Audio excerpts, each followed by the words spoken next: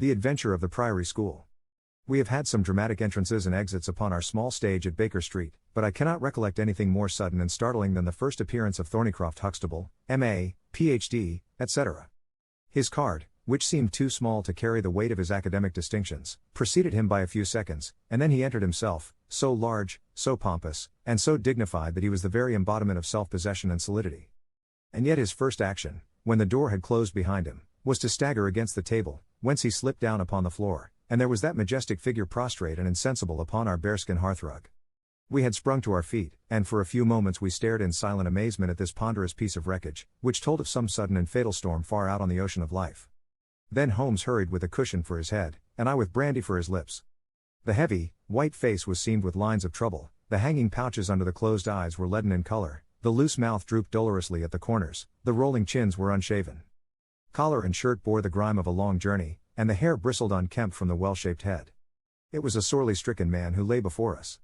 "What is it, Watson?" asked Holmes. "Absolute exhaustion, possibly mere hunger and fatigue," said I, with my finger on the thready pulse, where the stream of life trickled thin and small. "Return ticket from Mackleton, in the north of England," said Holmes, drawing it from the watch pocket. "It is not 12 o'clock yet." He has certainly been an early starter.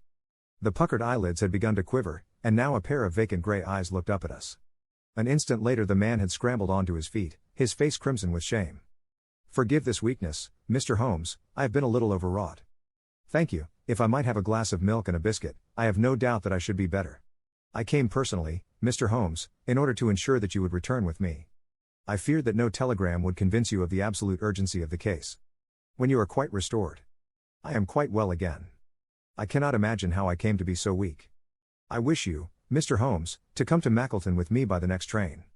My friend shook his head. "My colleague, Dr. Watson, could tell you that we are very busy at present. I am retained in this case of the Ferrers documents, and the Abergavenny murder is coming up for trial. Only a very important issue could call me from London at present." "Important?" Our visitor threw up his hands. "Have you heard nothing of the abduction of the only son of the Duke of Holdernesse?" "What? The late cabinet minister?" "Exactly. We had tried to keep it out of the papers, but there was some rumor in the Globe last night. I thought it might have reached your ears." Holmes shot out his long, thin arm and picked out volume H in his encyclopedia of reference. "Holdernesse, 6th Duke, K.G., P.C. Half the alphabet. Baron Beverley, Earl of Carston, dear me, what a list. Lord Lieutenant of Hallamshire since 1900. Married Edith, daughter of Sir Charles Appledore, 1888. Heir and only child, Lord Saltire. Owns about 250,000 acres. Minerals in Lancashire and Wales. Address, Carlton House Terrace, Holdernesse Hall, Hallamshire, Carston Castle, Bangor, Wales. Lord of the Admiralty, 1872, Chief Secretary of State for, well, this man is certainly one of the greatest subjects of the Crown. The greatest and perhaps the wealthiest. I am aware, Mr. Holmes, that you take a very high line in professional matters, and that you are prepared to work for the work's sake. I may tell you, however, that His Grace has already intimated that a cheque for £5,000 will be handed over to the person who can tell him where his son is, and another 1,000 to him who can name the man or men who have taken him." "It is a princely offer," said Holmes. "Watson, I think that we shall accompany Dr. Huxtable back to the north of England. And now, Dr. Huxtable, when you have consumed that milk, you will kindly tell me what has happened, when it happened, how it happened, and, finally, what Dr. Thorneycroft Huxtable, of the Priory School, near Mackleton, has to do with the matter, and why he comes 3 days after an event, the state of your chin gives the date, to ask for my humble services." Our visitor had consumed his milk and biscuits. The light had come back to his eyes and the color to his cheeks, as he set himself with great vigor and lucidity to explain the situation. "I must inform you, gentlemen, that the Priory is a preparatory school, of which I am the founder and principal.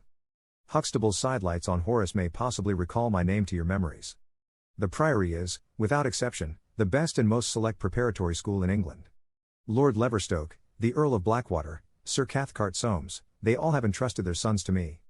But I felt that my school had reached its zenith when, weeks ago, the Duke of Holdernesse sent Mr. James Wilder, his secretary, with intimation that young Lord Saltire, 10 years old, his only son and heir, was about to be committed to my charge. Little did I think that this would be the prelude to the most crushing misfortune of my life. On May 1st the boy arrived, that being the beginning of the summer term. He was a charming youth, and he soon fell into our ways. I may tell you, I trust that I am not indiscreet, but half-confidences are absurd in such a case, that he was not entirely happy at home.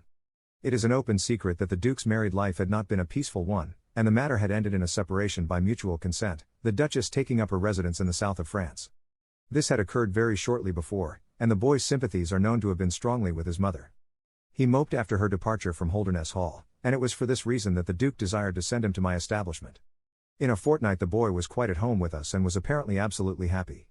He was last seen on the night of May 13th, that is, the night of last Monday.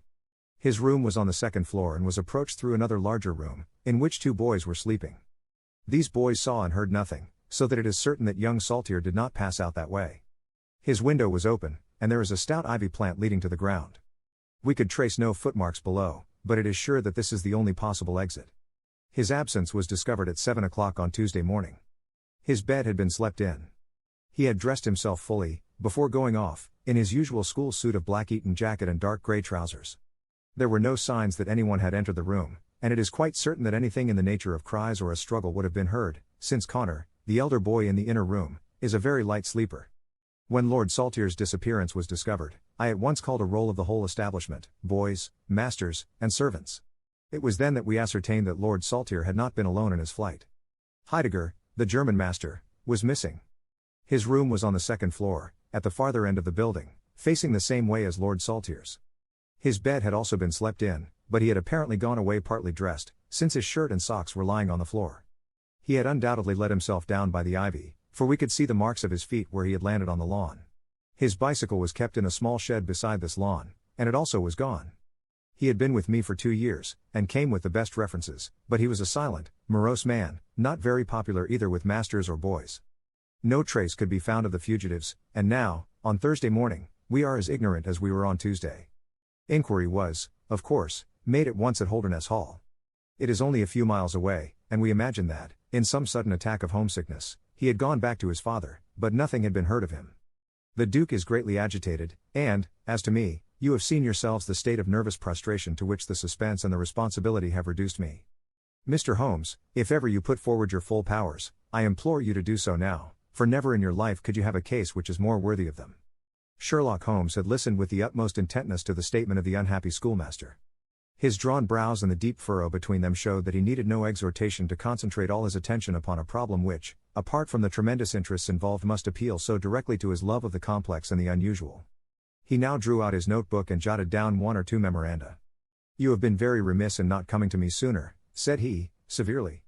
"You start me on my investigation with a very serious handicap. It is inconceivable, for example, that this ivy and this lawn would have yielded nothing to an expert observer. I am not to blame, Mr. Holmes. His Grace was extremely desirous to avoid all public scandal. He was afraid of his family unhappiness being dragged before the world. He has a deep horror of anything of the kind. But there has been some official investigation?" "Yes, sir, and it has proved most disappointing. An apparent clue was at once obtained, since a boy and a young man were reported to have been seen leaving a neighbouring station by an early train. Only last night we had news that the couple had been hunted down in Liverpool, and they proved to have no connection whatever with the matter in hand. Then it was that in my despair and disappointment, after a sleepless night, I came straight to you by the early train. I suppose the local investigation was relaxed while this false clue was being followed up? It was entirely dropped. So that 3 days have been wasted. The affair has been most deplorably handled. I feel it and admit it. And yet the problem should be capable of ultimate solution. I shall be very happy to look into it. Have you been able to trace any connection between the missing boy and this German master?" "None at all." "Was he in the master's class?" "No, he never exchanged a word with him, so far as I know." "That is certainly very singular. Had the boy a bicycle?" "No." "Was any other bicycle missing?" "No." "Is that certain?" "Quite." "Well, now, you do not mean to seriously suggest that this German rode off upon a bicycle in the dead of the night, bearing the boy in his arms?" "Certainly not." "Then what is the theory in your mind?" "The bicycle may have been a blind. It may have been hidden somewhere, and the pair gone off on foot." "Quite so, but it seems rather an absurd blind, does it not? Were there other bicycles in the shed?" "Several." "Would he not have hidden a couple, had he desired to give the idea that they had gone off upon them?" "I suppose he would." "Of course he would. The blind theory won't do. But the incident is an admirable starting point for an investigation. After all, a bicycle is not an easy thing to conceal or to destroy. One other question. Did anyone call to see the boy on the day before he disappeared?" "No." "Did he get any letters?" "Yes, 1 letter." "From whom?" From his father. Do you open the boy's letters? No. How do you know it was from the father? The coat of arms was on the envelope, and it was addressed in the Duke's peculiar stiff hand. Besides, the Duke remembers having written. When had he a letter before that? Not for several days. Had he ever one from France? No, never. You see the point of my questions, of course. Either the boy was carried off by force or he went of his own free will. In the latter case, you would expect that some prompting from outside would be needed to make so young a lad do such a thing. If he has had no visitors, that prompting must have come in letters, hence I try to find out who were his correspondents. I fear I cannot help you much. His only correspondent, so far as I know, was his own father. Who wrote to him on the very day of his disappearance. Were the relations between father and son very friendly? His Grace is never very friendly with anyone.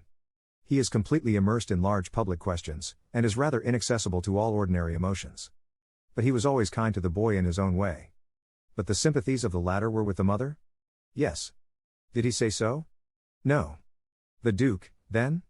Good heavens, no. Then how could you know?